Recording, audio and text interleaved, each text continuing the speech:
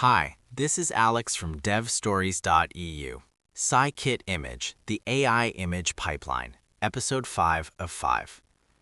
Deep learning segmentation models are incredibly powerful, but they are incredibly hungry. They demand thousands of pixel-perfect human-drawn masks before they can learn anything at all. Classical segmentation to Bootstrap AI bridges that gap.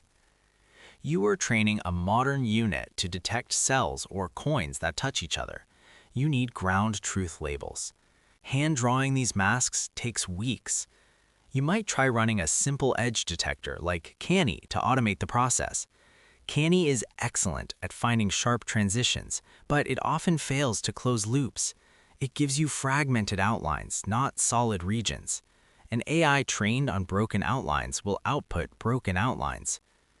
Region-based segmentation solves this, specifically the watershed algorithm.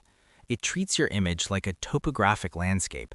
High pixel values are mountains, and low values are valleys. Here is the key insight.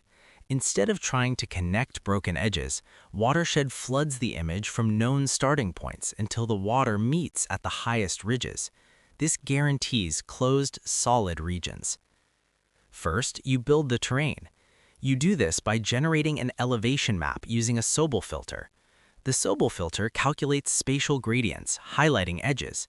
When you apply it to your image, the borders between your overlapping coins become the high ridges in your map. The flat surfaces of the coins in the background become the valleys. Next, you place the markers. You have to tell the algorithm where the water should start rising.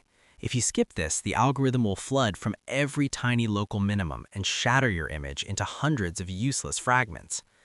You create a marker array the exact same size as your original image.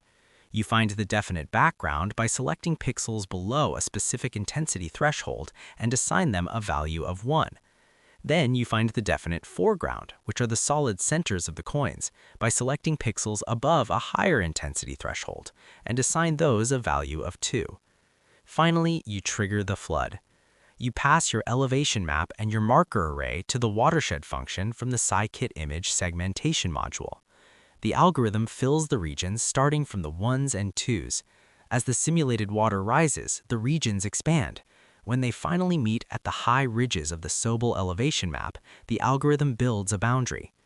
The function returns an integer array of perfectly labeled, closed regions. Touching objects are separated exactly at the boundary. You now have a clean mask array where every coin is a distinct, solid object. You can run this pipeline across your entire unlabeled dataset to generate thousands of masks automatically. You then feed those masks directly into your unit as ground truth training data. Bootstrapping an AI does not require human labor if you know how to combine classic image processing terrain logic with modern model architectures. I encourage you to explore the official scikit-image documentation and try building an elevation map hands-on.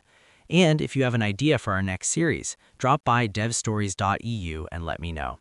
That is all for this one. Thanks for listening and keep building.